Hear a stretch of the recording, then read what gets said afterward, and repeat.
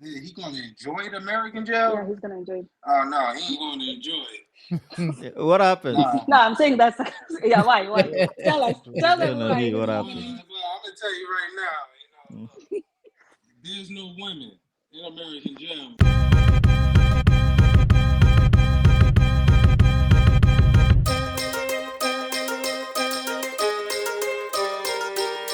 Unasikia? Sasa Winnie of Yeah, Nari.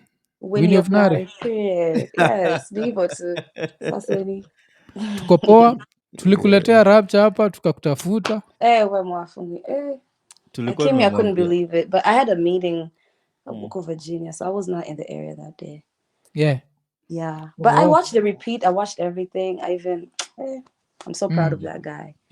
You know you are the bargaining chip tukimwambia tokee live. Oh my Ukimwambia God, unajua watch. ukitokea, Tulikuwa Winnie Safi ukitokea you atakuwa. see Winnie Safi. Nah, I'm so proud of RAPCHA. Like he'll have the biggest comeback. Like Yeah. So did you watch him on NTV today? nimemwatch everywhere. Mpaka yo sandwich podcast is really me. Yeah, I follow kila him on pahali. Instagram. Damn, okay. No, Winnie not Safi. the trend one. I haven't seen that one yet. Nico, Yeah. it's on TV, ama. Yeah, the trend was on NTV. I think it just Yeah, that's streamed the right only now. one. So by kesho itakuwa on YouTube. So you'll watch him. Okay, So yeah. I type RAPCHA's name, so anything that I talk here, like I watch, I'm okay. Yeah, so okay, alafu kuna mtu ananiuliza hapa unaogopa Connecticut ama Kodiaga? I think naogopa zote mbili because Connecticut naiogopa juu that dude with tattoos on his face who will just be like, I look feminine, you remind me of Winnie Safi. I'm like, no. So that's there's what I was that. saying. We'll say itabidi afuze like watu blood Swahili or something. Apate job. Yeah. I'm gonna join dini ya Waislamu. Yeah, I think that's even inakuwaga the easiest way ni ile Yeah, in like prison uta survive. join Islam the first Waislamu. days, ndio? Yeah, it's a big Yeah, alafu najua uzuri wa juu hizo majina za Africa so inaweza kuwa tu the name Utiga, that's an Islam if name. you join the deen wanna change the name, utabadilisha utakuwa Ahmed or somebody else. Yeah. Why is it Okay. why is it advised like because I think it started with Malcolm X doing that Nation of Islam thing, because they started Nation of Islam, and here it's kind of looked at like kama like the teachings they learn. You find your, I guess, your religion when you're in isolation. Yeah. So they learn like, wow, you can't kill another person who's in that deen. So it's like it's kind of safe because in prison they follow it like all the way. So if you're in that, you're protected. There's so many. So yeah, itabidi afanye hivyo because. But yeah, Kush Muhoreri, it's a hard question because naogopa Connecticut ama Kodiaga because in both I think you're getting, unajua unanajisiwa kwa both.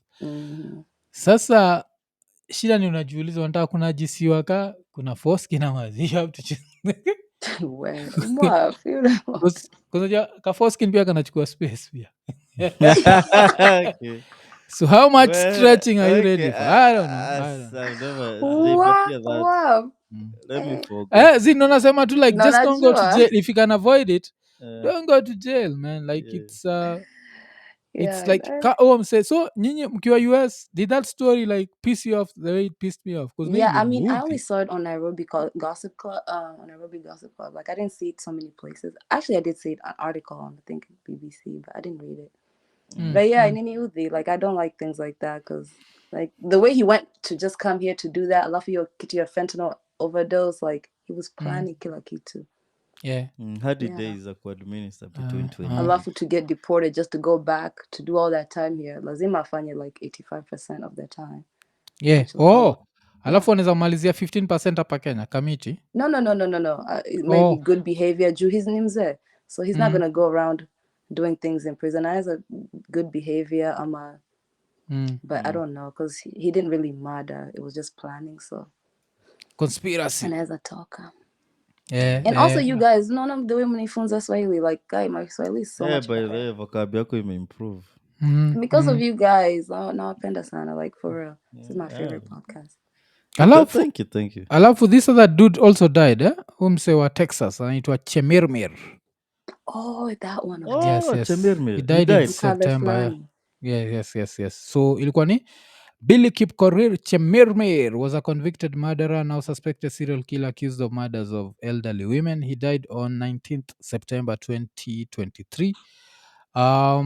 He was murdered in a Texas prison. He was actually Oh, murdered. Texas. Ooh, Iko Nini. That's what nakwambia, like Nakibonga- US Because I ni have so many shida. friends back now they're texting me wako federal prisons wako you can get there doing anything, so sana boys na men, like all of them, like Kuskulu unapataga US unapataga tu raya fulani tu ina brush meno, kumbe jo hii imetaniwa into shank jo, unapita pale kola kio chemirmir kola unachapwa zile mashank zile za movie cha alafu unabaki hapo kistaga. Unajua at least kodiaga hautashankiwa. Achiki kuna hiyo nini, because I think prisons za states zinakufanyaga uconnect with your animalistic side, like wanakuwa at its best. jua kali, wanatengeneza mashanks na toothbrush na nini, even my jiko wanapika like foods, like I had a friend who was West African anapika jollof rice juu aje. So watu wanakapitia jo. Frank ni aje? Ni aje? Unanisikia? Unakaniko kwa maji, hiyo lighting inakaa lighting ya mchana. Uko wapi? Niko Virginia, niko East Coast. Lakini kuna giza sasa hivi. Tuko hapa. Yani lighting ya huko hata ya light ya stima inakaa ya mchana, si ndio? Msana kanika iko nje je. Niko kwa office sasa, niko desk ya copy kama. Ama phone ndio ya nguvu inakaa jo buda. Phone inachukua light. Niko wako. Okay. Virginia kukoje? Umesema kama mzungu. Virginia kuzuri? Okay. Ni vile niko nasikiza, vile naambia kama usikiza rap mob. Niko nasikiza sana inaitwa Virginia Tech in 19 Das Effects waliendaga Virginia Tech. So niko nasikiza so nikisikiza rap na check hiyo design, so kwa mind hata vile umesema Virginia, in my mind niko najua ni hivyo, alafu but isa Virginia sawa. Haina noma, umesema poa. Nikibonga na wazungu nasemanga Virginia, but nikibonga na mraia ni Virginia, because kuna vile ina sound ni kama, you get it, najua. Ina sound of Kilimanjaro. Damn. Okay, ina sound kama that good place. Ni kama sehemu. Good place to get it. Atina sound kama sherehe. So ni aje buda? Piti, nimeingia live tu sahi tu nikaona umeweka link, nikajiacha ni try. Kumbe hapa kila mtu ni VIP. Thanks maze kwa kuniallow. So ube state wa nini Connecticut unamwonaje? Ama ni Connecticut vile si unaisemaga? Kenya. Nani yako? Acha na wewe brother man. You know? Kuna vitu zenye watu wanafaa kujua. Huku ukitaka kubreak law, wewe break tu ujue, ukijua kama karao atakupata, either akuachie kwa kutaka, lakini si ati akuachie sababu umemhonga. Ati umeruka traffic lights, wewe mkatie. Wewe mbembeleza vile utambembeleza, wife anazaa, vitu kama hizo, wewe mbembeleze akuachie, lakini ati umpatie ati $100, hiyo ni upuzi. So wewe fala Connecticut, kitu kubwa kama hiyo ni ujinga. Afu ati jua mejam juu wife anataka kumdivorce. Hizo ndio vitu nashindagwa na watu jo, like nini ili happen kitu mtu kujua ulikuja hii earth peke yako na utarudi peke yako. Unajua alafu kuna kitu yenye pia ningefaa kurealize. Office ya wife ama office ya husband inakwanga ya ule mwenye anaihold saa hiyo. Akitoka yesi wife tena, mwingine atabbecome wife. Office ya mother, son, nini, hizo ni office unaweza die for. But for a wife, you know, those are stupid things. Hiyo ilikuwa upumbavu ingine ile haijuani. Alafu kuna Mr. Star Wars, Yoda ni aje? Mwaf, ni aje? Uko area gani Yoda? Nakunga last time nilikwambia. Ian mwenyewe legend without portfolio. What's up? Master Yoda. Buda, uko area gani? Bro, ni uzee inaingia fast na nilikuwa nawe last zizi shida ni every time subonga na so kuna watu tumebonga nao for many times, so najua tu Winnie Safi ni Baltimore, kuzia najua ni The Wire. Winnie Safi nikimwona ni Maryland yani that is. So The Wire, No, Baltimore, correct. Maryland. That's my You show. are The God. Wire. kuna mse Nacheki. mwingine wa Virginia Alafu saizi sasa juu ya nani Frank sasa tunamkumbuka juu ya Omwami. Omwami juu Yeah, pia ni cause wa Omwami pia ni Virginia. mtu wa Virginia. I think nani tena ni wa Virginia. But sasa wachikiana nanza umefanya hata mpaka nimesahau nani anakuaga Minnesota. Yeah. Virginia ama Virginia. Yeah. So wewe ulisema ulikuwa Europe ama? Umesikia vile watu na abuse jina? Yeah, ndio nimesikia. Wewe ulikuwa Europe, si ndio? Siko Europe bro, niko UK. Uko UK, kwenda UK Belfast, iko Europe, Belfast. acha zako. Yeah. Belfast, Northern Ireland. Unakumbuka? Okay. Ama vile kuna naita tukiwa toi Northern Ireland. Tuko naitaga Ireland. Yeah. Ireland. Yeah. Ireland. Niaje leo nani ntaje legend without portfolio ako niyo wa refu hivi, kwani improvisation naona hapo ajab. Yeah, imebidi tu nini hivi ndio at least abaki amesawa. Kuna headphone yake nafaa kuwa imefika but kitu ili happen ni inaitwa nani jo? Ruto amebadilisha sheria jo. Sasa hizi vitu ziko kitambo tukiimport kitu from US ilikuwa ikifika ile place, ikifika hiyo place ya ilikuwa ni Customs. Delaware. Ikifika Delaware by Wednesday ya last week tuko tunaipata by Friday, ilikuwa guaranteed. Ruto akaingia pale jo akavuruga vitu. So siku hizi inakuwaga kasa hizi maybe by next week Friday tutaipata. So next week Friday utamcheck in a different set of headphones. Sasa Ruto ako well aware. Wow. Ako well aware of Delaware. Alafu Ian, I think mpatie Ian like a split second switch headphones zetu mbili ndio zisikrosiane hivyo, maybe itafanya yako inakamtego bana kitu mse. Weke yako mwisho kabisa ama toa yako weke mwisho kabisa. Una understand? I think bado itasikika. Acha tuoneka hiyo itasaidia asikae ni kama. Kuna siku moja nilivanga hizo headphones kusikia sauti yangu mse. Sikuwa sauti yangu inakwanga mbaya hivyo. That's why I don't like to hear my voice even sijaiva my headphones from them yani. I mean, let me harass other people with my voice yani, lakini wacha life's already fucking me up anyway, so I can do without my voice yani. It still looks funny. Okay, but msijali, next week Friday we'll have sorted it out. Ukiangalia like hatuangalia. Lakini story ya mbona mnakalia jamaa wa US ngumu sana hivyo man. You can do stuff for love man. You know? Stupidity, Buddha ni stupidity. No, stupidity. You're stupidity. Hakuna stupidity mzee yani. Nini? Wacha ni nini? Anaitwa JF ni kwa commute tu. Kuna background noise mob, wacha nioneka imeisha juu. Kuna too much background. Nilinotice umenimute nikatoka. Iko sawa saizi. Okay. Nilikuwa hapo gym, so kuna makelele hapa. Okay, so kabla tupatie chance ya kubonga JF, wacha tusikie Yoda. Yoda anasema yuko tayari kwenda jela juu ya love. Sawa, tuambie. Man. Hii story ya like unakumbuka ile story ya Juliet and Romeo ama Romeo and Juliet? Yeah. That thing is actually philosophical yani, unaelewa? Kuna unafika kuna some point where you reach in your life with someone you know you can't just figure life without, I mean it's either tumalize tu iishe hivyo ama and it becomes it inafikanga hiyo level yani, it cannot be explained. It might be difficult to explain, but these things do happen and we've seen it happen. Tumetoka hapa kudiscuss mpaka tukaulizana na Ian that which is worse, kuingizwa deki haina force kina ama deki ina force. Bado after to have your discussion kukuonyesha how bad American jail is, bado unafikiria kuna kitu inaweza kuwa worth a man turning you into a woman on the first day, Yoda? Because that's what's going to happen. You know, when you love into wife. Because I don't get it.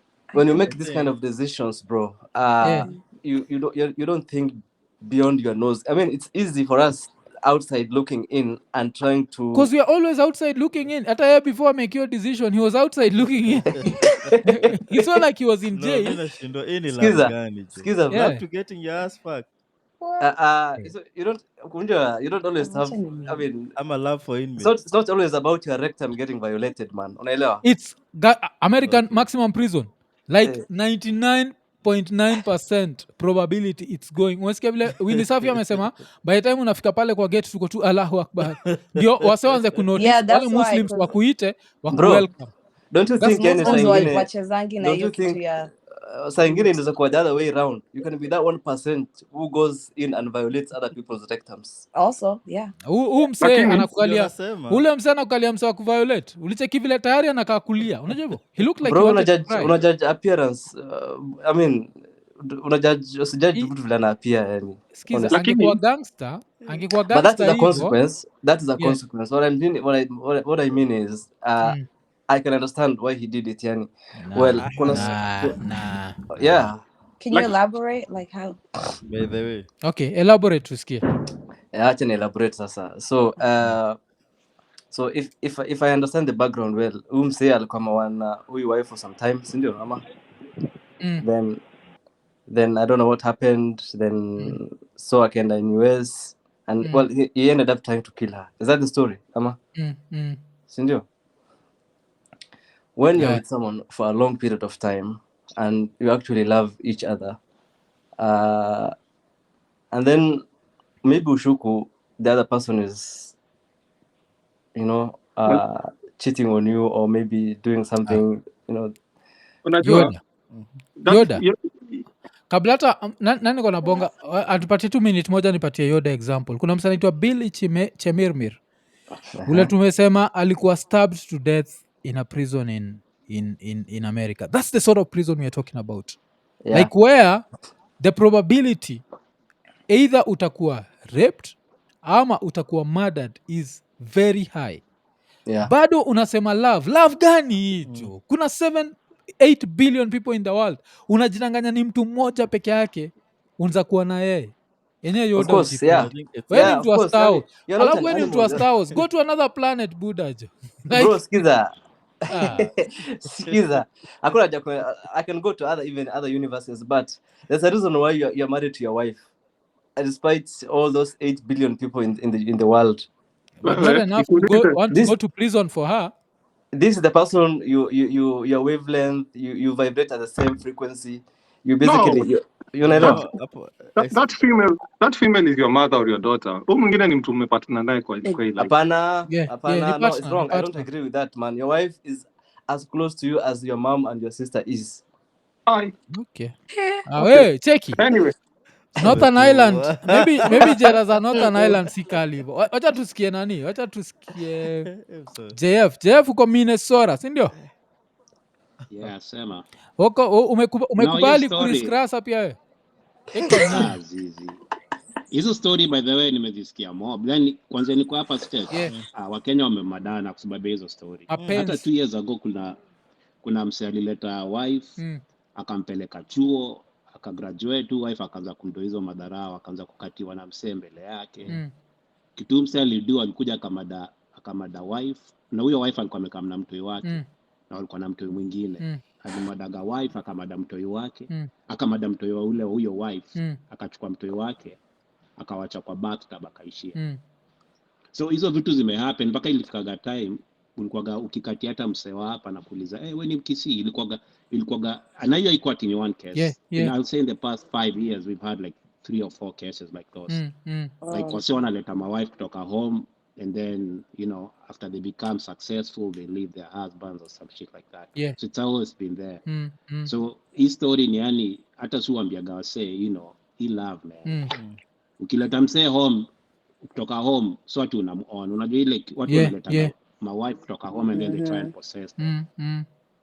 So the idea of you not, you know, you bring somebody, you know, it's a 50-50 chance. Anaweza kuacha. Because most of these people nakatianga dem akiwa mtaani anaona umemleta kutoka states anakukatia kwa states. So the fact when anakama hapa hivi anachiki vile unaishi, you know, and then you una ile mentality bado old school ati me I have to my wife has to be the same vile budangu alikuwa anatukiwa na madhangu. So huyu ni mtu wanaenda wote shift, lakini akitoka shift ana expect tu dem pia mpikie. So inakuwa gani kuna vitu mob, hizo story kwa ni mob sana hizo stories za my wife. ukiuliza tu wase wamekaa hapa, mtu ameleta wife kutoka home, hizi ndo main issues will happen. Oh, okay. 80% ya marriages za watu wameleta wife kutoka home haziwakingi hapa. So moral of the story ni muache Nairobi. Chapa tu long Hata distance. ukimleta majuu. No, you can unaweza mleta but just have this thing in your mind, it's a 50-50. Yeah, that You know, it's not a control. guaranteed. Okay, alafu Just alafu I think I'm kama sorry, just a una question. love hard kama Yoda.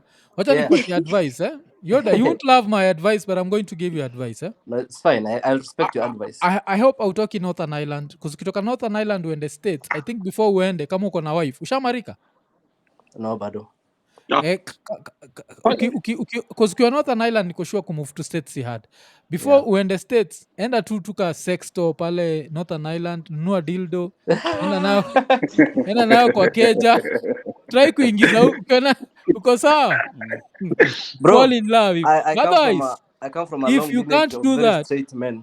Ninakwambia, if you can't do that, then utajua there is no love that should be able to make you lose your masculinity to that level, because that's what that American thug is going to do to you. Alafu usisahau pia utapata kuna mathegi wengine ni wakubwa, there is nothing you can do about it. Unajua kimseni kibiki, kiko fit, kiko pale for life, kiko tu umekuja hapa for attempted, like it's not worth it. Maina ni aje?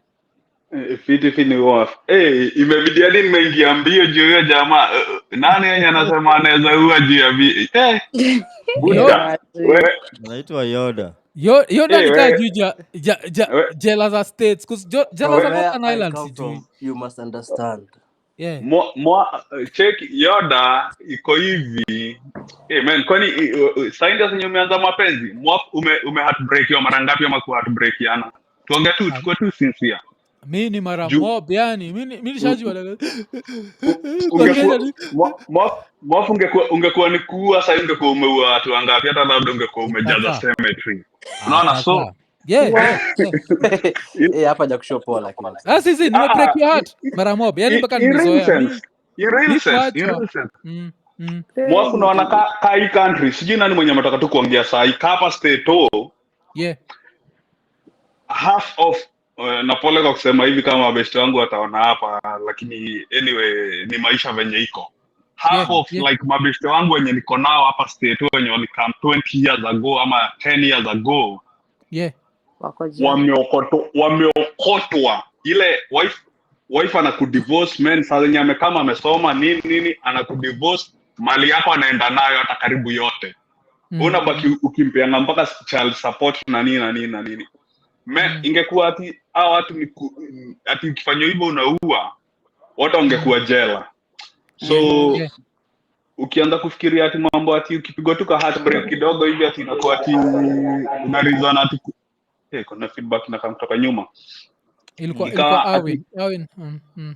Ikawa ati kila saa heartbreak hiyo ama ukiokotwa venye tu kibosimo kuokotwa, ati ukiokotwa unaua mtu. Utaua kila mtu kwa maisha yako. Man, hata usiaje fikiria hata kitu kaa hiyo. Huyo jamaa kwanza achaenda kwanza atapigisha mabendova huko atasikia poa. Si ndio jo? Utapata jo wase wa US wanapenda dancehall na huko najua bend over. Atapata na Tyrone, tunaita kama Tyrone. Because I think Yoda nikitry to get into the mind of Yoda hapa, nafikiria Yoda anafikiria ajua prison from ile like rehabilitation, I'll wake up in the morning, I'll go let me tell you, jela States ni hiyo in fact that utakuwa wife wa msee on the first day. Hiyo ndio shida yangu. Sorry. Niko na very good experience of prisons. As I told you last time, back in Kenya I actually used to work to provide some services to volunteer services, medical services to prisons. I know how bad it can get, but I'm just viewing this guy's issue from a philosophical point of view. Yani, what can make a man go to that point? Romeo and Juliet are fictional. Let's start with that. It's fictional, but actually the story is philosophical. No, it can be philosophical. It is. So many fictional stories can be viewed from so many different theological, philosophical points of view, and even psychological to some extent. What pushes the man to that point? That should be the real thing. Can it happen? Can it not happen? Weakness pushes a man. to that point. Nataka niingilie hiyo story. Thank you. It's not even Weakness. about weakness. Hiyo It's ni not about It weakness. could weakness. be a We don't mental have. health thing also. The Like, it weakness. could be Okay, psychotic. yes. There can be mental health, but okay, wacha tuiangalie hivi Winnie. This guy takes a plane from Kenya. Imagine. That's at least a 14-hour flight, yes? Yeah. Yeah, more than Before me. 14 hours, sindio? 14 hours Except ataland Texas ama ataland New York. Where is he landing? Assume New York. New York, tumpatie kazi rahisi. Okay, New New York to Connecticut ni how long? Ni Like 1 hour drive 1 hata si hour mbali. each. 1 hour drive, sindio? Very close. Alafu he didn't murder her immediately. He had all these other days kufikiria. Ile kuplan mpaka tutaimada hivi nitarudi Kenya by this time. So temporary insanity is out of the way. Mental health is out of the Yeah, picture. it's out of Sindio? it. Yeah. Yeah, Why hata is it kuongea out na of the way? mtu wa Uber, unaona Kuongea na mtu wa Uber, kuongea na mtu wa Uber, kuongea na hitman, unajua It's Why is it out of the premeditated. way? Even Why is when he mental said out that of the way? fentanyl Sana. Make overdose me thing. understand. Yeah. Kuna Yeah, hii idea ingine. Kuna hii idea ingine. Why is Yeah. mental out of the way? Sijui kama mlikuwa mmediscuss. Kuna idea. Unajua this guy alikuwa na KCB na ilikuwa inasemekana is a silent guy mwenye of course hakuwa tina manoma na wase. Alafu alikuwa ule mse mwenye they called him the fixer mwenye alikuwa anajua kusolve issues. Mwafu nataka kidogo alafu narudi. So Okay. Yeah. Okay. Frank, yeah. endelea. So kuna perspective ingine nilicheki tu somewhere huko tu kwa Twitter na I think inaweza kuwa hold some weight kiasi. Unajua inaweza kuwa mse amekuwa akifix issues za wase maybe ma audit etc. Na kuna vile amekuwa akisukuma mado somewhere na kuficha trail zake amekuwa akiweka kwa wife. Okay. Labda she knows all his secrets. Kuna hiyo perspective. Sijui kama ni true but let's treat it as just a thought. Right? So wife wake amesha hold a lot of power now vile sasa umse hauna value kwangu tena na pia maybe umse amekoga violent. Kila kitu nasema ni maybe sisemi na authority. Yeah. So wakati umse amecheki wife ananitoka na kila kitu iko kwa jina yake. Hata hiyo temporary. That actually makes sense kwangu. Aya, kumbuka, let me just take you back just a little bit. Kuna huyu jamaa alikuwa anaitwa Geshuru, ule wa KBS. Huyo jamaa, he was always clean until ifike time ya kudivorce wife wake. Wife wake akasema, hata msi alikuwa na dealings mbaya za weekend jana mbele kwa Kenya Power. Huyo jamaa akipata shit hadi ikakuwa anataka kuextraditiwa. You get it? So I guess pia story yake ni story ya do. Vile alikuwa fixer, KCB, alikuwa fixer. Maisha imemwendea mbaya na wife wake ndio amekuwa hold the bulk of kula amekuwa stash mavitu. Brother man akaona du. Usimwachi. Lakini hii maisha inamwendea mbaya zaidi. Yeah, but sasa cause shida yangu ni hiyo tu moja like mi nikikaaga chini na judgigi like what can I handle and what can't I handle. Cause sahau pia nilipatianaga story ya best yangu. Yoda ulisikia nikipatiana story ya mse tulikuwa naye Primo, the same thing. Say wa quiet wanakuaga na shida. Kionaga watu wa quiet like they are very whatever to anger. So best yangu aliendaga I don't know which state he went to in America. I remember that story. And he used to be a quiet dude, so now he's doing 37 years in America, in an American prison, cause the wife told him she wanted to divorce him. Don't forget, it was a white girl, so of course conviction was 100%. Lazima angefungwa. Now after hizi miaka zote umetoka jela, swali ni was it worth it? You have one life kwa hii world. Now there's always dem atakunoki. There's always a girl somewhere who'll think you're the shit. So why would you risk it because of one girl amekukataa? Unacheki. So hiyo ndio kitu moja ile sita I understand. Umse iko wapi? Yuko Minnesota pia yeye. Yuko Minnesota ni serious. Yuko area ya kina nani? Yeah. I really understand where you're coming from, honestly. But then the real thing is this thing is not the first time it's happening. It's happened so many times. Yeah. And the real question is, you cannot say just because a man is weak, that's why he's no end and wants to kill. You understand? In fact, I would not think a weak man would go and kill someone. He's already weak. He was hiring people. He's emotionally. He's following his emotions. Women are emotional, men are logical. Sindio? Yoda. Yes. Wacha nimalize statement yangu. Ausemaga women are emotional, men are logical. So this is logic telling you, I'm in America.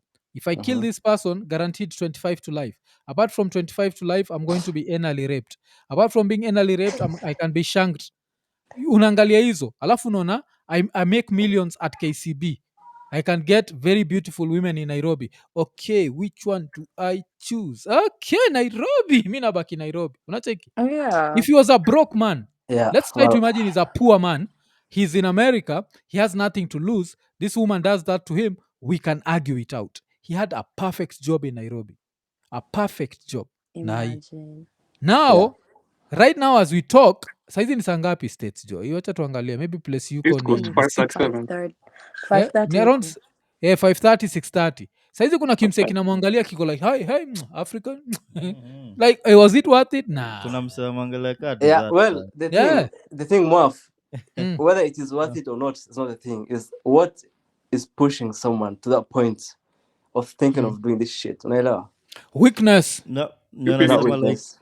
No, What if I mean, Moaf- you'll wonder, you'll be surprised how I mean, many people are not logical when they're thinking of doing this kind of things. Not everybody will think like you, Moaf, and that is the majority. I've been around people in prisons. I've spoken to people convicted of murders and rape and so vile unafikiria is not how many people will think. Unaelewa?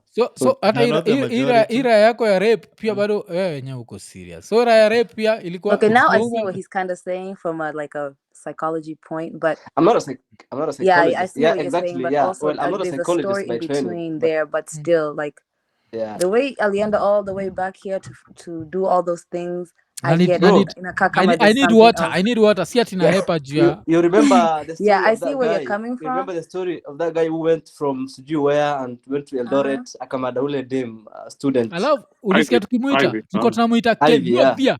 Si tulimuita Kenothia. Ke- Una? Well, I mean, Okay, sawa. Kenothia Kwa- what? Yani, it's not about Tulimuita name calling. Kenothia. I'm saying is this thing is actually very real. It happens almost every time. Alafu I tell you, hiyo class I don't think ilikuwa yangu. Yeah. Yoda. Yeah. Ukienda most probably we si day one wa iko nini, so ukusikizaga zile episodes za kitambo tukiwa na bad lighting, tukiwa na DJ Zack. I used to give stories. I've given a lot of stories about the amount of heartbreaks I've gotten. Yes, there's a preacher's daughter I used to katia. Yeah, I this remember that preacher's story. I daughter, think I used to always think I was going to hit it. I never hit it, and it used to stress me because I thought I was in love. Unajua. Then apart from that, kuna dem mwingine nilipatia na story yake. Ule dem Rapcha alikuwa na ulisikia nikienjoy Rapcha, that Rapcha ni mtu wa moto, kwa sababu kuniambia buda, niona ex wako akipigwa kibari kwa parking lot. You see? So ni dem nilikuwa nakatia. By the time namkatia I had my Toyota, my simple Toyota, but then akachukuliwa na msee iko na BMW. And I don't have friends. Hii akina Ian and this dude will always tell you. I think Ian saw her driving the BMW, came to tell me like, dem jo nimemwona na BM ingine jo. Yeah, so these are the sort of dudes that I hang. Afu nacheki with all this shit. I never ever thought of harming that girl because this is the reality of life. People will move, they'll upgrade because you're not. And I feel kama you always treat a heartbreak as a normal thing. You'll move on. You'll always be free, and because of freedom, you'll get other women. But now, unakaa nini ule comedian konaitwa nani Waweru Mbodhia ulikuwa unasema unaulizana na Waweru Mbodhia that what happens if your woman earns more than you, then akakuwa like, you become the wife. Nakumbuka. So the same thing, this dude wanted to kill his wife, now he's going to become the wife. It's not worth it. Like Yoda, as much as unatry kujustify, it's not worth. There's no point. I agree with you're not you. the first person kupata heartbreak out of millions. The reason why there are fewer people in prison than outside is because it takes whatever people to go to prison because of such stuff. Mimi nikisikia ulienda jela julikuwa natry kurob bank, I'll understand that. Ulikuwa poverty can be degrading, but love, Buddha, love azi. Well, Nani, Moaf, let's agree to disagree. I agree with you. It's not the question of whether it's worth it or not. And love, poverty, hate, there are so many triggers. The triggers can be many, you understand? But the point is, these things do happen. We can easily sit here and say, that thing is not logical. that thing, why should he do that? Why didn't he think of this? We are very sane. Maybe from where you are sitting, you are a very logical man. Umechotwa na msee wa BMW, ukakaa chini, ukajita mkutano, ukajaambia ule demo wa pasta, ulikaa chini, ukasema and you see, you are logical, but many people are not like you, and you'll be surprised how many people out there are not like you. Actually, hapo nasema many people. Yeah, there's like an emotional the intelligence. few people ndio wako locked up. Yeah, few people Many are locked of up. us. Many of us just Many walk of away. us tuko hapa. For free. Na unafaa usikize those stories za wale watu wame walk away, not just that when you wame act on their intrusive thoughts. Yeah. Acha tusikie Anthony Mwaura. Anthony Mwaura yuko Europe, eh? Yeah. So Anto, Dema kikuacha unaenda jela. Sasa kumbarusa. Acha nijitoe, acha niendelee ile destination yenye mnasemanga na Ian. Okay. I'll catch up with you later. Wazi buda. Poa. So, sasa Mwafrika nikuulize. Hiyo msee like on average like ukimpea miaka unazampea miaka ngapi? Nani? Hiyo msee hiyo mwenye aliuana. I think states tumeangalia imesema 25 to life. Yeah. So yeah, 25... like age yake. Oh, he was 52. Najua age yake ni 52. So at so 52 if you can't handle your emotions, you're stupid. So there's an emotional intelligence in the course of someone. Kama kwa 52 amekuwa heartbroken mara ngapi? Si mara ya kwanza, unaona? Labda it's the first time atujui. Wezi kuwa 52 years amekuwa heartbroken mara ya kwanza. Kwani ulioa inaweza kuwa maybe he was married young. His whole career he had that KCB job. Alipata bibi. He has no intelligence of, that jealousy thing or, maybe 52 is like the first. I love her. Kuna hiyo probability. But kuongea tu kweli like that's being stupid kabisa. Wezi hakuna kitu important sana kwa hii life kama freedom. Man. Freedom and kuchukua hiyo flight like 14 hours uko kuna fly like unajua ushikuwa unataka kufanya kitu stupid. Alafu like unakuwa na time kadogo. You think about it. Una rethink. Unaona ifai kukua hivyo. Kwa sababu mmenipatia idea Anthony Mwaura, wacha ni kuinterrupt kidogo. Shesikia kitu inaitwa post-nut clarity. So mi azin nafikiria it's a 14-hour flight, si ndio? Ndege ina choo, ingia pale kwa choo, angusha moja, pilot shukisha. Shukisha pilot narudi Kenya. Like, there was so much time for him to rethink, to rethink. And it's sad. It's sad that he's thrown his life away. So watch Iko Nini. Labda subscribe. Wacha to hope. So. On my side nasemanga like as a man, kuna on your early 20s like your body inakwanga on fire. Like unataka kila kitu unaona inatembea. Kama dude of Nare. Your time unaona kila kitu. Your time unaona unakuwa heartbroken, kila kitu na ku-stress like. Like like but hiyo time unafika like unafika 30 years unafaa kwa ile mental state ati mapenzi ama marriage ama nini haitaifanya nijiue ama niwe mtu. Ukiingia kwa relationship unajua inawezaisha any minute, unaweza imaliza ama partner wako anaweza imaliza. Na hiyo ni kitu nafaa kwa imeingia kwa akili yako by the time una hit around that. Because like previously umekuwa kwa hiyo situation niko na huyu ndiye nitaoa, unaona? Alafu hata unapata like either ulimwacha for some things ama alikuacha for some things. So ukifika around hiyo that unafaa kwa decide like like umekubali hizi vitu zote, unaona? Nikaa vile ulikuwa unasema, nilikuwa nasikiza nini nyingine hapo ulikuwa unasemaje? Ukasema like msee asema dema hizi kula pesa yangu. Umeelewa? By the time uko 20 ndio unakuwa introduce kwa vitu zingine like wasichana, pombe, sherehe, hizo stuff zote, sio?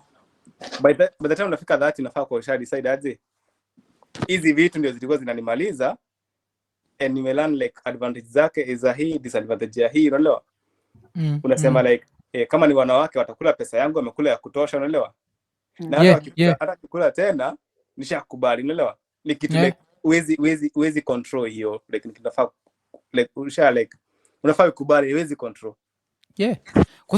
Nawacha nikuulize story nikiinterrupt kidogo. Wewe ndio ulinipatia story ya dem specifically kuonekana kwa BM. Was it you ama No, zizi. It was not you. Yeah, kuna mtu alikam kunipatia story. Like kwa mabisi. Preacher's Kwa daughter. X5. Hiyo X5 joy iko na kapo abuda. Yaani mwaf. Alafu alikuwa na drive. Wewe uko na acha wako hako na drive. Cause mimi Toyota yangu haiko na drive na mtu yote. Iliwaga tu ni mimi. After I crash ile once. Ndio ule msemine siko na acha. So I used to but I just understand you unaweza achwa. It's very simple. Let me just interrupt you if you don't mind. Yeah. So let's flip the coin a little bit now. Let's say, have you heard of mtu ambaye amejinyonga ama let's say amejaribu ku attempt suicide either successfully or not because of this kind of scenarios? And would you say that stupid, you can never do that? Unajua hii kitu moja nienda kusema, unajua shida ya self-harm kuna kuagana pia na the element of what is it called, of intrusive thoughts Yeah. You understand?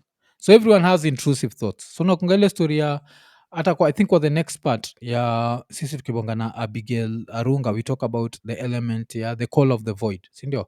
Where if you're in a high building you feel like the building is telling you to jump. So there has to be people who've committed suicide accidentally. They didn't intend to. So kuna hiyo element. Mse, the reason why hatumpatia benefit of doubt ni tunaangalia trip. Like this was such a long trip. Yeah. That's why right now we are mostly focusing on Leonard Muthiga.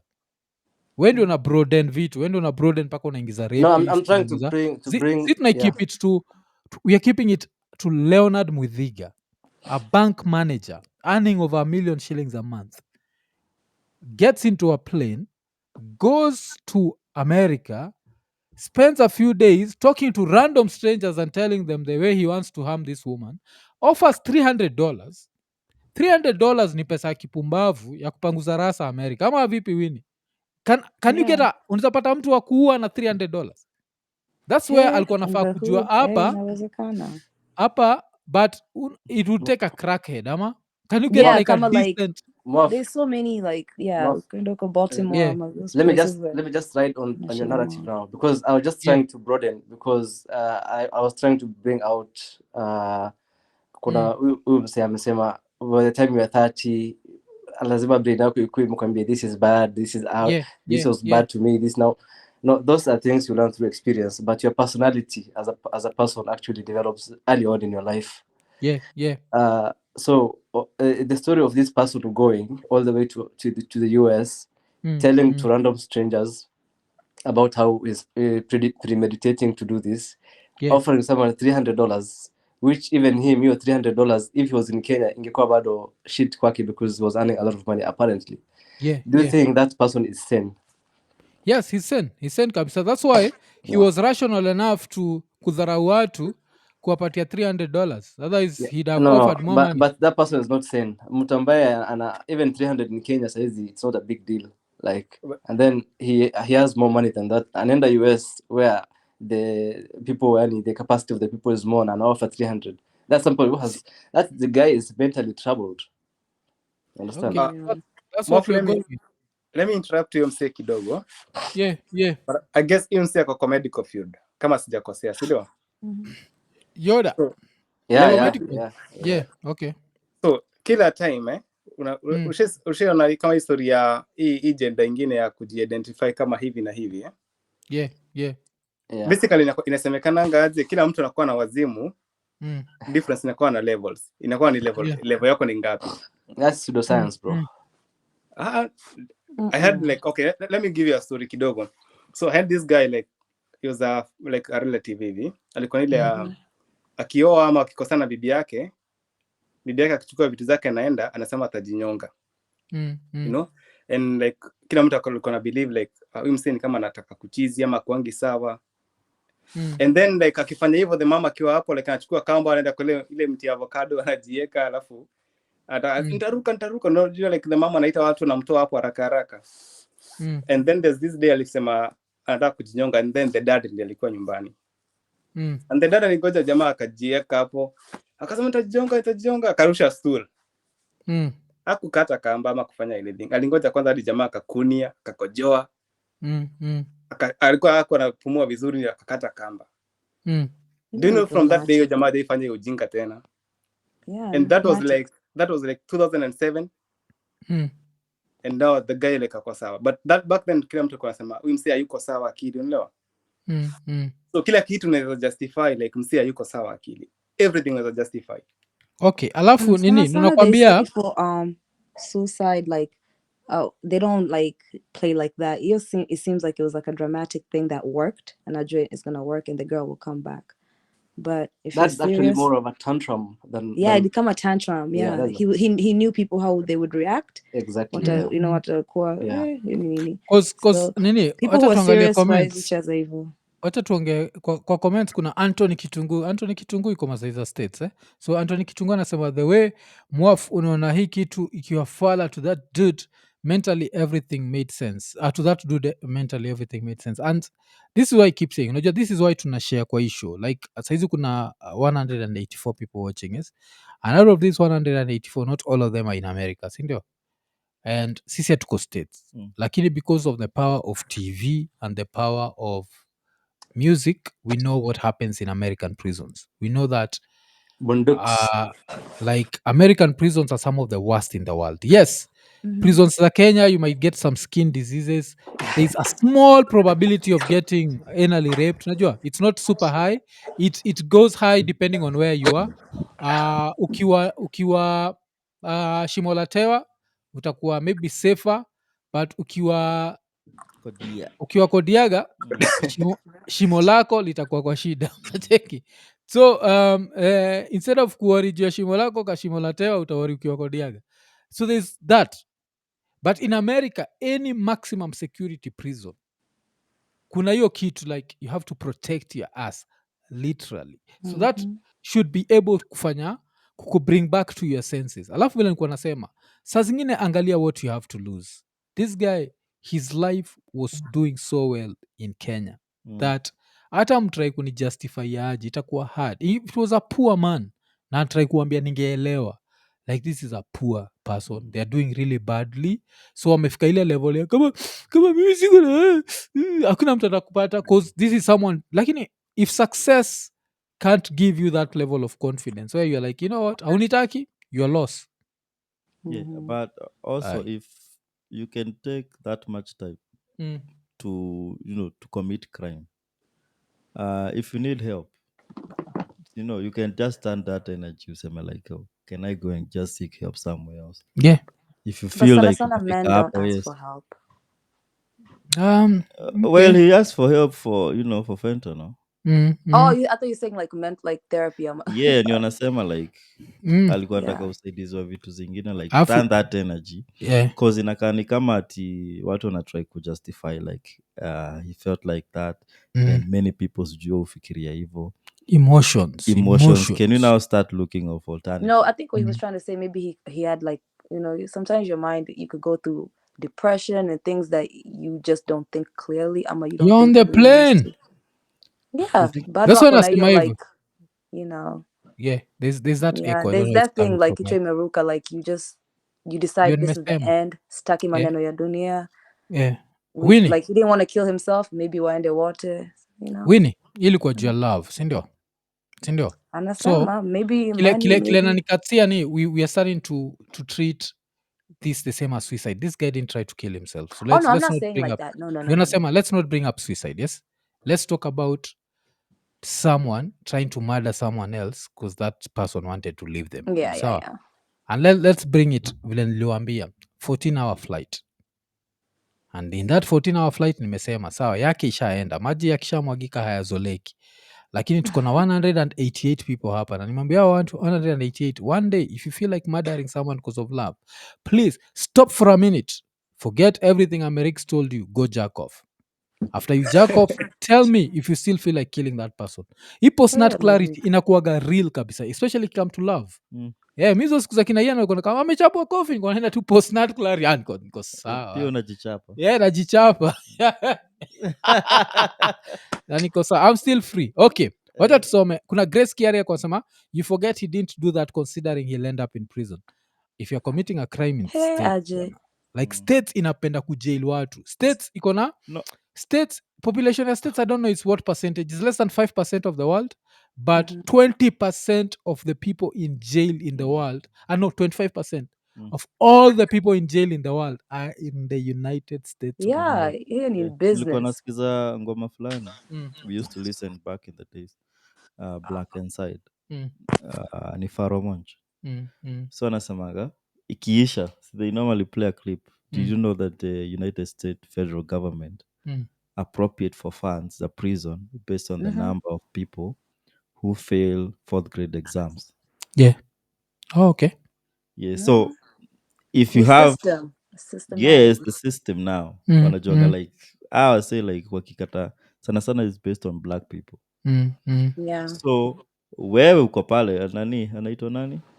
Grace someone. Grace Kiarie. Anasema ati yakuwa anafikiria ati ataenda in prison. Yeah. That's why he didn't want to do it himself. He knew he might end up in prison. Yeah, that's why you wanted someone else. Mpaka kapatiana deadline.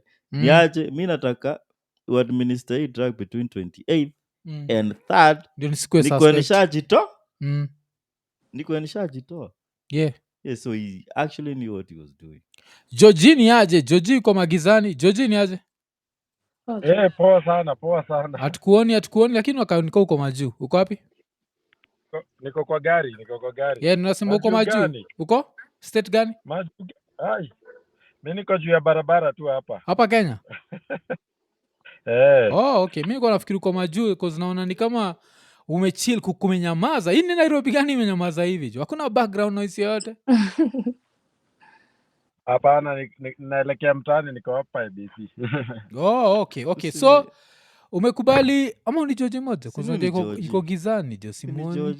Ni Georgie? Oh, mimi Simoni. Naona tu jina George. Okay. Oh, Georgie, so mwenye umekubali jela? Unaweza panda ndege uende States, Wacha tuache. Yeah. Wacha tuache. Wajua kitu happen ni ati maybe advantage na napenda perspective yako, unajua iko based na experience. Yeah. I'll be back. I think the fact that before you settled down you kind of experienced and realized that si ati unaweza kosa dem. Kuna watu wanajuanga akikosa dem fulani hii story imeisha. Yeah. Kuna watu in that line. In fact, kuna beste fulani hapo walioanga the first dem alipata. So the moment alicheat on him ilikuwa ni kama imeisha bana. Yeah. So advantage ya mwanaume kuzoea kukataliwa hadi it sticks with you that nipatapotea. Yeah. Okay. Yeah, cause muichukaga hivyo like ukiniacha yes nitasikia uchungu siku kadhaa but I'll be free. Na freedom I can get someone else bana. Jela. Yeah, kodiaga. Jela pia you can get someone.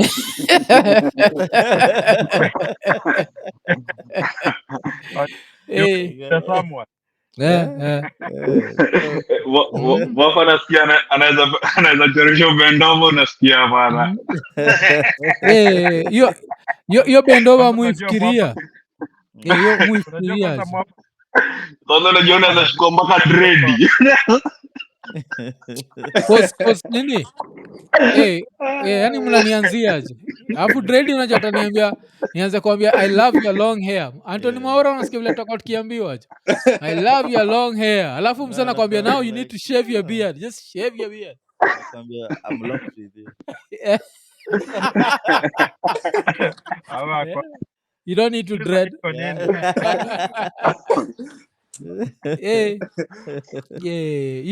Hiyo ni shida juu ya shida jo. Me I think ile unajua iko nini most fans wetu ni maboy. Watu ushindwa kwa nini mudu igize rant za kuachwa. Cause na notisigi maboy sisi ndio tuchukuaga kuachwa harder than madem. There are those 1 2 3 girls wale utasikia wako na murder case za kuachwa but most people wale umada wakiachwa ni maboy. Unajua hivyo? Na unapataga wasiona kama wanaizoea iko like ati mimi dema hizi niacha, mimi dema hizi kula pesa yangu. Lazima ujiulize hizi maswali like sawa amekula 100,000 yako ukamdedisha ukatupa life yako yote, uko na life moja. Unajua kungekuwa tuko na life 9 kama vile usema paka iko na life 9, hii inaweza dedishana kwa hii life alafu nirudi kwa hii ingine ni enjoy, alafu fikiria in the next life. Nifikirie but uko na life moja. Alafu vile usemaga like kuzaliwa ni lottery. like how much spam your dad had to push out, how much data out of hiyo yote wewe ndio uliangukia life. Yeah. You fought so hard to be here. Yes, alafu dem fulani na kuacha all of a sudden umekubali kujidedisha, alafu ufala alikuwa na do, unajua angekuwa na do like ikimse, alafu unajua nini advantage sisi waga nayo, hii kitu ni sexist but advantage sisi waga nayo kama boy ni the older tuna get we can still stay in the market for as long as possible. Unajua mademo nakuwaga na hiyo limit ya kuna time itafika ikue you're too old, you're too uko kafinje una make hiyo do yake, angekuwa tu hapo na 22 year old fulani tu amechill call me daddy vile unasema tunacheki but saizi atakuwa jela kwa chest ya raya fulani kimwambia call me daddy tunacheki. So I don't think it was worth it and I'll never support kitu kama hiyo, even if you're not going to jail, just be happy, just move on. Usijidanganya ati whatever. Pia ile story mupatianaga dem, kuna dem Congolese, of course I never thought of harming her, but there's this Congolese girl nikuwa nimemnoki. To me this girl was the most beautiful girl I'd ever seen and she was dark skin. That's the time nilinotisigi that napenda like kwa light skin black is not beautiful. Yes, like nishafurahia madem. Yes, nisha kuwa attracted to mademo kwa light skin, so that's not the nini, but nataka kuonyesha udem alikuwa so as dark skin I think as this cable. Yes, alikuwa Mkongolese. Kanikuwa nime like the crush nilikuwa nayo na udem ilikuwa crazy. Years later, because internet never forget, wherever the internet shows up and I see her like right now iko na watoi watatu and what, and I don't know what happened to her because najua she was from a rich family and what, so I don't know if that dude is abusing her or what, but the girl I saw and the girl I thought was the end of the world she became ni different, sindio? So hii raya ingepata demu ingine hata kama ni do ameenda na do, jiulize are you ready to lose all these years of your life because of this amount of money? And then swali ni why hide money through your wife? Yes. Like if kama ni mtu wa KCB, wacha nitembea hivi niingie Cayman Islands nifungue hiyo offshore, umsata jua kuopen an offshore account better than me, sindio? So hata hiyo argument ya do ile wasa natumia hai make sense cause akiwa huku Kenya he used to threaten the girl, sindio? And apart from threatening the girl ama the woman, hiyo ndio article imetokea hapa Kenya, alimweka mpaka in an insane asylum. Hiyo time alimweka kwa place ati amechizi. Hiyo time angeza kutransfer do akiwa Kenya. Nasema hii do ni yangu, si udemu. Hiyo story ya do pia I hold any water. Because I don't think unaweza kuwa kwa hivyo hawajaanza na saa hii. Walianzia hapa Kenya. Yeah. So itakuwa hard sana jo. Okay. Brian Juma. Mr. Brian ni aje? Niko poa sana, ukaje? Brian unakuwaga Texas ama? Yes, nakwambia kila siku. Yes, uli nini? Ulisikia ule fala wa Texas anaitwa Chemirmir, alidedishwa jela? Yeah. Alikuwa na madawa. Yeah. Inafaa hivyo. Kama unajua kwa nini waishi sasa? Yeah. That's a waste of space. No, KCB. Sikutaka kukomment kwa hiyo deal lakini. Yeah. Unatokaje mtaani? Na hiyo pesa yote? Sino nashindwa jo. Hiyo msa KCB. Okay. Udem alimfanyia nini? Bibi sijui. Alifanyia nini? Hiyo ndio story nasikia kila now we are all trying to come up with stories. Kuna anasema alitoka na do yake but demo nyali alikuwa anasema msee alikuwa abusive, alikuwa anapenda kumthreaten nini, so ndio dema akaamua acha nichukue life yangu yote ni move to the States. Alafu msee akaamua kumfuata States. Na unajua sasa ukifuata dem States of course ile kiburi atakuwa nayo States ni different because pale yuko safer na feel safer. Unacheki so alikuwa anaishi Kenya. Msa anaishi Kenya. Si American, mnafikia ati ni msawa States. That's why na describe flight ya 14 hours na describe language jack of mid air. Like so Kenya. That's no. Junajaribu kufikiria hivi Moaf. Yeah. Huyu jamaa ni watu juu tusemekana anataka hitman ukaamua ni kutafuta hapa state utapata au utatumia mtu wa Uber kawe ni mtu wa hapa. Kawe ni mtu wenye umekuwa hapa. Unaona? Juu Hiyo ilitoka Kenya jo. Ilitoka Kenya ikikuja. Yeah. Mpaka ilienda nasema ilienda ika-apply visa jo. Are you going to the United States to see my family? My lovely wife. Yeah. Naanda ameokoto hivyo basi hadi na makarao juu hiyo ni kitu angekuwa ameshaona hizo red flags kwanza hadi za huyu hitman ati kwanza tumie dere wa Uber labda kwanza alitumia mlami. Hapo na hapo. Lakini Mwafrika anauliza. Yeah. Hiyo pesa inakuwa na offer hata kama ni Kenya. Hiyo ni pesa unaweza kufanya kitu kama hiyo kweli. Sina nashindwa. Alafu hiyo kitu ilifanya nikafeel he's so Kenyan that anadharau anasema tumafala. Hiyo ni kudharau. Hiyo ni kudharau watu. Alafu hapo hivi bad relationship. Mimi personally I really shida bana. Heri likai hivyo tu. Heri linyonge. Kuliko kunyonga. Yeah, kuliko kunyonga bana. Yeah, ni hivyo John. Vile niambia watu jo post nut clarity. Wewe ni executor. Yeah, Yoda, hii ndio itakuokoa huko Northern Ireland. Takikuendea vibaya, unanyonga ndio sinyongwe. Nyonga ndio sinyongwe. Yeah, because states niko sure kuna state ina hang bado ama no. Alafu Mwaf. Yeah. Na ikibidi sikuna makuru huko nje. Yeah, but si watu wanasema ni love. Bana, akitaka akimbia Harry Hines. Mtu ataki sasa anajua Harry Hines. Yeah, wanasema Texas unaenda Harry Hines. Unasaidika. Jo, but nini? Lakini kitu nikitafanya bana. It's not worth it. Msee. Lakini maybe jamaa anataka kuishi Amerika, wacha ataishi. Ataishi hapa sasa 25 years. Hawezi kujua. Alikuwa baba nikitaka kuishi Amerika. Wacha aishi sasa. Tulikuwa tuna joke tunasema sasa yako na permanent residence. Yeah. Sasa hivi yule jamaa ako guaranteed 25 years to life. For life. Yeah. Ni 2048 ndiye anatoka jo. By the time anatoka ako over 50. Ako over 50. Yeah, 52. Anatoka kiwa 77. Ama hapi momento ujue mwa kujua Mike yako iko low ama Mike hii ni low ama mnamsikia vizuri kuzinasikia bila najisikia but nikaa iko romantic unasikika kwa mbali sauti yake iko lakini iko chini si ndio? Mwafu lakini huyu jamaa anaweza kuwa ni wale watoto wa mababi wenye amelelewa hajaijua huko ni kwa break hiyo unaona vitu kama hizo. Hajui vile nasemaga kwa French inaitwa yule ni jamaa. Wale ni jamaa wametoka shule kama Sunshine na wakaingia kama wameingia job unaona. Hajui mashida. Yeah. Akuja. Okay. Acha tusikie Ian alikuwa kwa romantic unasema usingwasikia niko na whisper leo. Nimelose your train of thought. Yeah. Okay, ulikuwa low kiasi. So nilikuwa tunashindwa ni aje.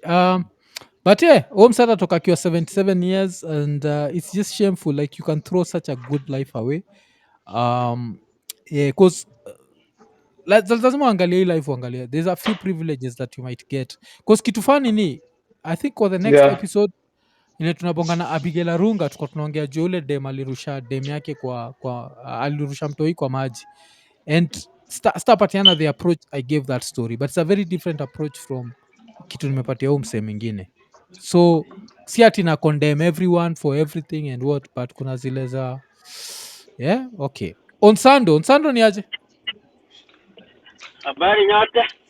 Wacha sasa tumesikia nyinyi ndio mnasaidia wase kupata assassin. So ushaombwa hakuna mtu ashaka kama akakuuliza I want to murder someone tell me how to do it. Hakuna mtu amekuuliza? How can you go unaanza kuuliza watu wenye hata ujui? Sino nashindo msee jo. Naweza taka kujua. Tufanya hivi. Yeah. Huyo mzee ni fala. Given that nasikia ako 50. Yeah. Sasa 50 I don't know but penye dunia imefikia, kuna kitu ingemwambia tu technology imeenda. So you cannot do such a thing alafu uende free hivyo. Hata kupanga. Unajua intelligence iko hapa. Intelligence, watu hapa wako tayari kukamata hata kama hujafanya kitu. Na je ukifanya? Yeah. Alafu umeingia pale na ka Huawei kana record kana hata wase wa China wanasikia ukiplan mada. Ka Android kamehakiwa huko hata ujui. I think nini one of the things tunanid to kujua niyo. I think mtu ukilive life ukijua haina guarantees. Alafu kwanza hiyo ni kitu poa. Onsando. Kaa kuna mtu aliachwa, mtu alikuwa anafaa kuwa jela ni wewe jo. Na si uko hapa? Nikwambia so kuna kitu inaambia watu kuna kanoi tunasikia but ama ni mimi niko na shida. But tupatie split second ionekane ni wewe. Ni wewe kweli? Kuna ingine. Si wewe. Wacha nione kama okay. Wacha ni mute wengine nione. Haizi kwa Yoda. I think wacha tuonekane ni Anto. Ni Anto? I wanted to speak to Yoda. Huyo jamaa Yoda. Yes, Yoda sir. mso Star Wars. Habari yako bwana. Sasa kuna vitu inatendeka kwa sababu ya mapenzi lakini wewe hujaoa. Ulisema hujaoa, si ndio? So unaweza kuwa na mtu akikuacha unafikiria life inasimama. But ngoja upate mwingine ndio utajua kumbe hata nilikuwa analia bure. You know, watu ni wengi hapa nje. Wanawake ni wengi. So ukiachwa na mmoja na vile ako na doo hivyo mazee anaweza pata msichana yeyote mzuri. Yeah. So, tuishi tukijua tu ukiwa na mwanamke anaweza kutoka tu saa yoyote. Yeah. So, sawa. My nini yangu, my point of view ilikuwa nini? Mtu sen haezi enda all the way to US apatie mtu $300 which does not make sense even in US, even in Kenya. Alafu waambie random people vile anataka kuua mtu. That guy, it just shows you he has some troubled mind. This guy is not somebody who is sane. Unaelewa? That's where I'm coming from. Okay, so wacha tu prosecutor states atafikiria kaa wewe. Hapana, no, it's wrong. What he did is criminal actually. As in tunasema the good thing about him is if he's deported to Kenya, the wife is safe huko. Si ndio? Mark. So if he's deported, if you are to ask me if he needs to be jailed or deported, if you are to ask me personally, I think he needs to be deported. Nacheki, because I don't think nile like kuna rapa alikuwa anasema you are an incompetent killer like Ray Caruth alikuwa msee wa American football. Sijui waso states hapa mnajua story ya Ray Caruth? Maina unajua story ya Ray Caruth? But jamaa kufunga huko US yani. So okay. Wacha nipatie na story ya Ray Caruth ndio tuendelee na story. So Ray Caruth alikuwa msee wa American football alafu alipata like a very good contract. After he got a very good contract, what happened was he made a girl pregnant. I think he'd signed a deal. Like signed deal, I think like $5 million every year. And then he made this girl pregnant. And when he made her pregnant, dem akasema atadai child support. And I think the girl was ready. You're gonna make $5 million a year. I think the girl wanted around $70,000 ama 170. Let's put it at $170,000 a year. So what Ray Caruth did is aliorganize mada ya udem. Alafu kuorganize mada ya udem, si walikuwa na dem kwa keja wakafanya kile kitendo alafu wakarelease dem. Akaambia dem ni aje tuwezi enda kwa gari moja, weenda kwa hii gari ingine. So dem akiwa kwa hiyo gari ya mbele, dem akatandikwa risasi. Papa, si ndio? She was pregnant. Akatandikwa risasi. Alafu ile time yuko kwa gari ya Kiwiz, Ray Caruth alikam akateremsha window akamwangalia, akawink, alafu akaishia, drove off. Dem akudai immediately. Paramedics wakakam, ile ni states, si ndio? Akapelekwa. Before she died, akasema ira inaitwa Ray Caruth ndio ilifanya hivi. Alafu mtoi akatolewa, but mtoi by the time akatolewa kwa tumbo, tayari oxygen ilikuwa nini. So mtoi mpaka leo yuko alive, but mtoi yuko zile za like haiko fully sane. hii raya ilienda pikienda jela for over 25 years. Ilikuwa na earn $5 million a year. Ikienda piki lose all that money. Ikienda pikiwa jela. I think hata I'm even underquoting. Wacha niangalie the Reka Ruth contract. Yes. But sasa ndio kuna marapas wakasema you are an incompetent killer like Reka Ruth. So yeah, it's never worth it. It's never worth it. It's never worth it. That's what I'm trying to say in very many words. So nani alikuwa anaongea? Kuna mtu alikuwa anaongea? Ilikuwa ni Maina ama ilikuwa ni? Mimi Wewe, uko unasema? kuna huyu jamaa mwenye ameinsist hapa tu, yule jamaa comment, unaona? Yeah. So for me naweza sema watu mentor wafaa kuwa na roho movie. Yule ni mtu dangerous kwa sababu hatujui next nini ataplan akiachiliwa.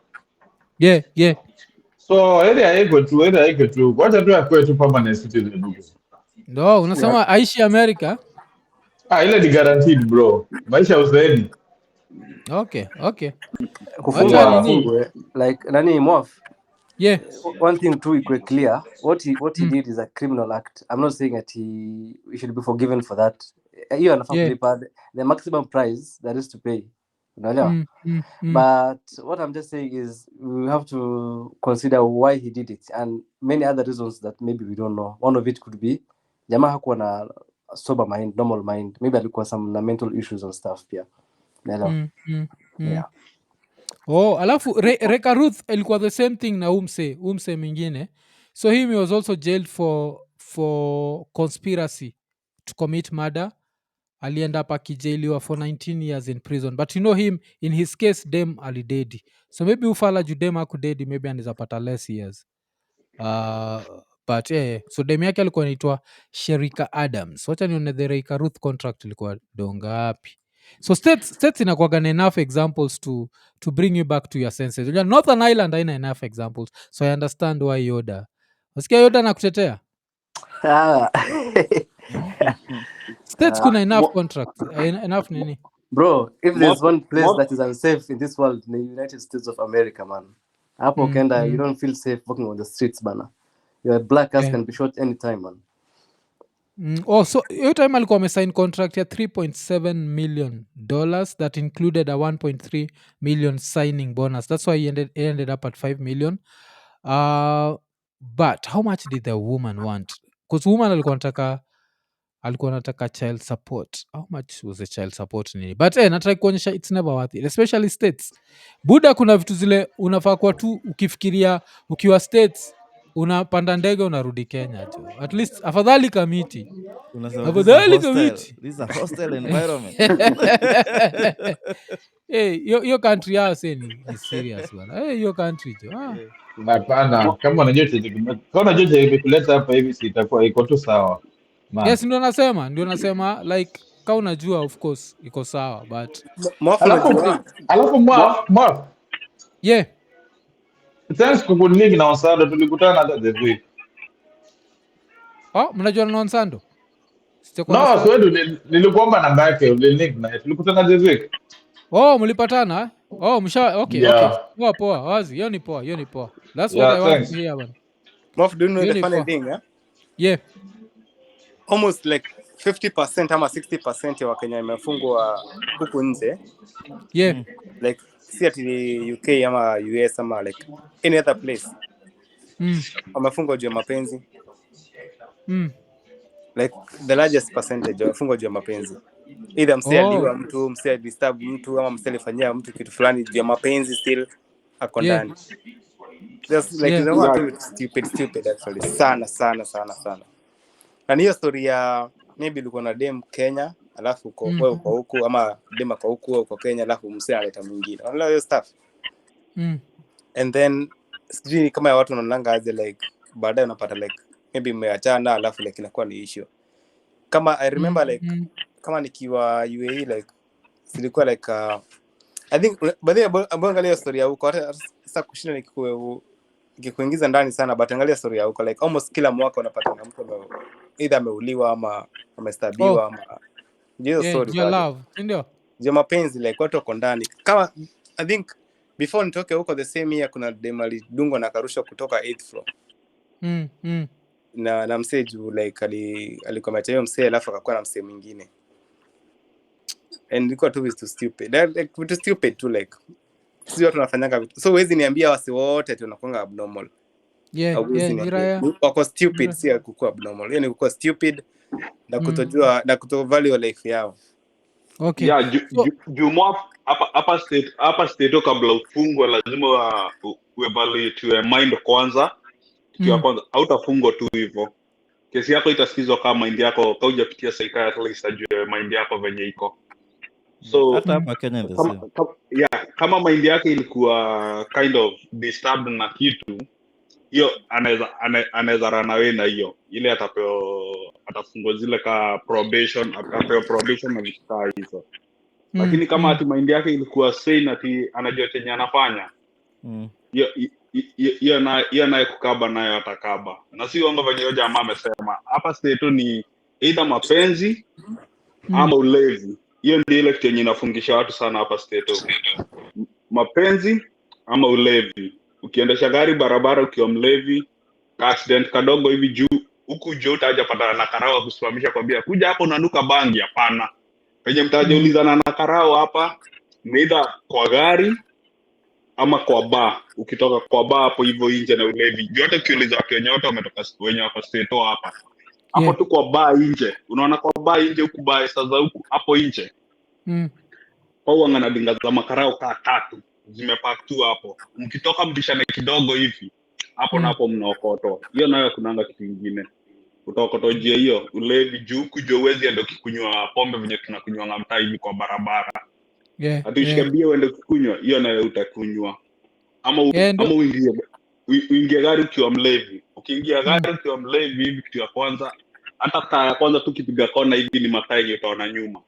So kitu happen hapa karao huku ndio muulizana na yeye mahali ni kwa barabara. So ukaweza kuavoid kudrive au utajapata na karao mahali. Hiyo ndio rule moja hapa. Hadi watu wenye wana mapepa ama hata nini huyo mtu aguzangi dinga. Ukajaguza gari hapa hapo ndio penye utajapata na karao. Hiyo ndio kitu ya kwanza yenye penye mnaweza ulizana na karao tu state. Kitu ya kwanza ni kwa gari. Hapo ndio penye ako na right ya kukusimamisha akiona tu umefanya kabulanda kokote. Hautapatana ati ile venye ati unapatana na karao na kwambia nini umebeba hapo kwa bag, hapo utajapatana na hiyo. Na hiyo ndio imecost wa Kenya wengi. Sijamo ulisikia na Mkenya mwingine hapa tu Texas, sijamo wa Texas anaweza kuwa anajua. Kuna barabara nyingine inaitwa 75. Huyo jamaa ako kwa hiyo 75 speed limit ni 70. Yeah, speed limit ni 70. Huyo jamaa alikuwa akienda above 75. So akapigiwa mataa akasimama. Venye alisimamishwa karao venye alikunja kambao $20 akaikunja hivi akaishikanisha na ID. Mkenya? Mkenya. Unaona zile zetu zile za kushikanisha na DL. Ni kama kwa bypass. Akashikanisha na ID. Venye karao alikam akamwambia kitu ya kwanza yenye anakuambia tu registration na driver's license. Akapeana mbao na ile na DL. Karao akafungua hivi. Akamrudishia do. Na sasa karao nadhani jamaa ameshikanisha ID tu na do. Akamrudishia. Mjamaa anamwambia that's your tea. Mjamaa anamwambia that's your tea. Karao anashindwa ni accent yenye anasikia ama nini. That's your tea. What do you mean by tea? No, that's your soda then. Go take soda, let me go. Huyo jamaa alishikwa hata ile offense yenye alikuwa nayo alikuwa tu apigwa fine ya wanchwani peke yake. Kwa bribery. Alienda na bribery, alienda na cases 5. Sasa hivi penye yako pia yeye amepara na Tairono wake anakunjwa penye yako sasa hivi. Iko jela sasa hizi? Si ndio? Yani, shit. Vitu za ujinga ndio zenye Kenyans hizo ndio vitu zenye za mishahara huku. Yaani tu vitu vingine tu ujinga tu. Okay. Alafu nachiki time yetu ya kwenda Kajitombe inakaribia. So asanteni, but hizi conversations Suzy have to nikwambia say like hivyo. Like utaachwa ukiachwa achika, like these things are not worth it. History ya Raika Ruth ilibidi ni baki nimeitafuta haraka haraka. One of the reasons hii fala ilishikwa ni juu ilikuwa isha joke na dem yake, alimwambiaga I'm not going to have a kid with someone I can't stay with, don't make me get someone to kill you or my son, kuzakanjua ni chali na kam udem by the time dem alikuwa na shoot alikuwa 8 months pregnant. Ukitaka kujua kimseki ilikuwa cold hearted. Yeah, kienda up kikiwa jela. I don't know, man. I don't know. Mizi vitu amwezi justify kwangu, and I think it's cause mu approachiki life hivyo neza achwa, alafu it just makes your life very free and you become alafu pia I think dem akijuaga ukimwacha akikuacha si end of life, hiyo kupatia certain level of respect, because I think au onaga ukiwa that desperate and feeling kama make mistake, like mtu ananihitaji, this person needs me to live, anaanza kukudharau, lakini akiona hii raya inihitaji easy hata kupatia certain level of respect. So naona nikaa kona power over you. Yeah, so kuna hiyo jo Betty sasa. Poa. Wayo. Hiyo ni area yako, tunasikia hiyo lugha hiyo ama? Oh yes. Okay. So umesikia stories za mse wetu Anaitwa Wadaiga something. Yeah, Mudhiga. Yeah, I saw that. I woke up and then nashanga Wakenya nishapata news. Yeah. Na mimi nimeamka 6:30. Yeah. Nasikiliza news kutoka Kenya. Cause huo mse That's being stupid though. Alipanda ndege hiyo time yote jo. Hakuna at any point alisema dereva ashukisha, nipatie parachute niruke juu hii desk. He meant he was coming just to do one job. Huo mse ni fala jo. But imagine mse alikuwa atemea kubook visa, kubook ndege. Hapana ndege 14 hours. Yani like ndio tumetry kufikiria hiyo story yake. Tumetry kuifikiria like logically, and that's why we could just get we could get to that conclusion that alikuwa mjinga, cause hata nikimcompare na Chemirmir ni huyo alikuwa anadedisha wamadha wazee. Unajua Chemirmir alikuwa na hiyo urge ya kudedisha wamadha wazee, alikuwa serial killer. Unacheki hii raya haikuwa criminal, that's why haikuwa ina need another person to do for him. Alafu hiyo time yote uko kwa flight, kwa nini haufikirii hapa kanaenda kuninukia jo, nenda States? Cheki mwa ndio waminile jamaa alikuwa stain. Hebu imagine alipita interview mpaka interview hadi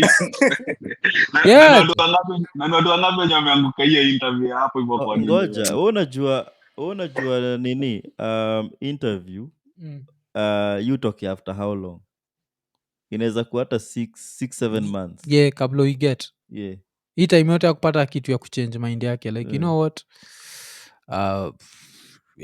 I'm not going to the States. Let me change. Ameniacha. You live man, you like omse ni fala jo, that's all I inaweza sema jo. Mtu ni fala tu kabisa. Wacha apokee sehemu nyeti jela jo, wacha apokee vile nani Rapcha anasemaga mzigo wa dhambi. Wacha apatane na mzigo wa dhambi America jo. Kama hiyo hizi fanya nini jo. Ilikuwa Yoda bado iko na sisi jo. Yoda, unasikia jina inaitwa mzigo wa dhambi. Uko tayari kwenda kupokea mzigo wa dhambi jo? Yaani Rayana kuja na kuambia kuja hapa pokea mzigo wa dhambi. Hii mapenzi uko ni Kodiaga Pro Max. Yes.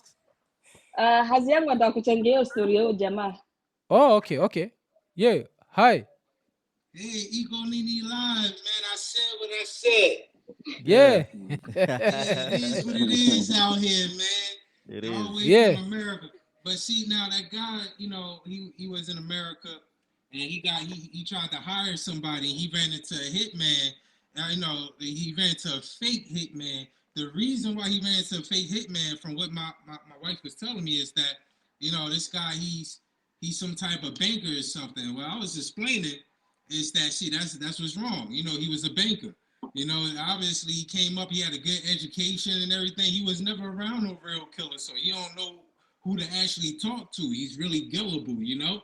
So he don't know who to really talk to. So of course he fell for the bait. You know, like most of the people that, you know, that's rich and whatever, they don't know what to do. They just trying to find a professional. It's like, hey man, only thing I know how to do is count money. Hey, you know what I mean? What you know how to do? Kill? And he could be talking to the wrong person. He ain't really from that world, you know? So they probably, and most of these guys, they probably just go out there and you know, they run into those traps, and they really easy to get. So that's what I was explaining. Now he's gonna enjoy the American jail. The American jail? Yeah, he's here. What? They got him.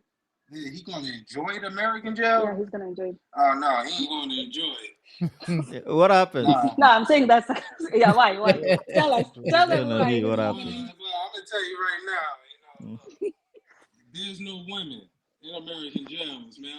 Look, you can't pay nobody off. Maybe you could pay somebody and get some extra ramen noodles or some more cigarettes or whatever, but that's about all you get. You know, maybe you got enough money to it so you could trick the guards and probably get a cell phone. But look, man, you locked down, bud. I'm gonna be your wife. Yeah. Somebody gonna bang you. Yeah. Yoda, umesikia? Yeah. You gonna have to do that for life. Damn. I don't think jail cool nowhere. Shoot, you ain't gonna do it in America, Africa, Mexico. Shoot, don't send me to jail. Yeah, but American jails are the worst at the end of the day, man. Like Kenyan jails, there's a probability you won't be anally raped, you know. American, it's like it's too much. Yeah, because we like to lock our citizens up here in America. We got the most incarcerated. We love doing it here. You know why? Because it's a lot of money in that. We have our American taxpayers to pay it. So even if you didn't commit a crime, they say innocent until proven guilty, but it's really guilty until proven innocent around here. You know, the only thing we gotta do is just have somebody say, "Yeah, it was him," and cry in front of the officers or in front of the judge. And especially if you're a black man, you ain't got money for a lawyer. Yeah. You want? Hey, man, I think somebody said that earlier here that they do that for business. They like locking people. I think it was Winnie. Winnie started. Yeah. They have private jails here in America. You know, so you have your state prisons like New Jersey State Prison, California State Prison, and you have the federal prisons. But you also have the small private prisons, and the way that they keep their money is by keeping you locked up. So if they don't have enough people in prison, then they'll probably lose their money. So you know, hey, how we get more people in prison? You look to the streets and you say, okay, let's pick on these guys, you know, and you start playing drugs on them, you know, hey, and a lot of, you know, they go to the lower income areas where they can't read or write, or you know, and that's how they keep their business going, you know. You ain't got enough money to even afford a lawyer, so you just gotta sit here in jail. So that's not an issue. And become a wife. And become a wife. Yeah, man. Yeah. Wash my clothes and bend over. Yeah. You run into the butt man. I like you and I want you. Yeah. We could do this the easy way. Oh, you can do it the hard way. The hard way. Oh, you want it the hard way. I know. Oh, you want to do it the hard way. I like my ass ate with jelly or syrup. Yeah, boondocks. Yeah. Hey, now that's a real man. His name is Please Johnson. You can go look him up. Please don't send me to jail because I am afraid of the butt man. Yeah. I'm afraid of him. I have nightmares. Don't send me to jail. That's why I be a good boy, man. Please. I ain't doing it, officer. I ain't doing it. Please, man. Yeah. Yoda. So maybe this Kenyan guy is a Batman. So his doll will be anally raping those guys. No, he won't, man. No. You can't anally rape someone with an African accent, man. You're just going to come out wrongly. Mofrika. Yeah. Ukienda place like in a foreign country, you take some time to adapt kidogo, si ndio? Yeah. So let's say like huyo msee ameshikwa, ako ndani already. Yeah. Hiyo ni jela, si ndio? Mpe kama 4-5 years ku adapt. Alafu mpe like miaka ingine 4 ama 5 ya kukaa jela, like adapt sama maisha ya jela. Sasa achana na ya country ya jela. Kaa uko ndani. Yeah. So huyo msee atadhulumiwa miaka kaa 10 kwanza. Kwanza before ajue vile atasurvive huko. Miaka 10 guaranteed. Unakumbuka ile story yako yako na Nick Big Fish? Akwambia vile kwa akiingia like anafikiria stories za vitu nasikia zina happen huko wasee kudhulumiwa. Yeah. But haziku happen. So yeye anaingia huko akijua guaranteed miaka 5 kwanza, alafu hiyo miaka 5 nyingine like hayuko sure sana but anajua ita happen bado. So anajipea miaka 10 kudhulumiwa vizuri. Ni ujinga yenye ange control like yengasema like hii ni ujinga nafanya. Si watu. Hata kidogo. Yeah, like your deki kaecho. Kama kufresha deki yangu ndio imenishinda. Ingine ndio deal na nini kuna kitu nataka kudu. Unasema? Acha ni share story moja kidogo tu before hata niende. Nasikiza. Yeah, so about this rape thing kwa prisons za Kenya, I had an experience like I used to nilikuwa na I was providing some medical services to volunteer to these prisons. Na I was just curious yani, nikauliza tu one of these guys, man, kuna hii stereotype huko nje, these things happens in prisons. This thing, is it real? Like mtu akikuja leo romance ana nini tu yani ananyanduliwa tu, is it something that ni kitu iko real ama ni stereotype, you know? Yeah. So akaniambia, well, by the way amesema there's nobody who will force you hapa. You'll give your butt yani willingly. It's like utaka, first of all, hakuna food in Kenyan prisons ni kidogo sana. Then kuna some people who have some nini privilege, wanaweza letewa chakula. So kama ni mtu mdosi ama ni mtu akona pesa kidogo huko nje, they can bring their snacks and food. So wewe unapatiwa food kidogo for the first week, unaweza vumilia, for the first month unaweza vumilia. Then after some few months, jamaa tu anakuja na kupatia tu snack, anakupatia plate of nini. The following day anakuambia, bro, ni aje sasa? Tibidi ugeuke. I mean, you do it willingly. Yeah. So when this thing happen huko yani. Yeah, lakini sasa unajua sisi tunaiangalia from point ya hautaki kufanya hizo vitu. So since hautaki kubend over nini, don't do the crime. If you can't do the time, don't do the crime. Najua hiyo story ya like I vile tu omsa mtoka kuquote your Boondocks ya I want ya, ni I like ya and I want ya. Yeah, we can do this the easy way or we can do it the hard way.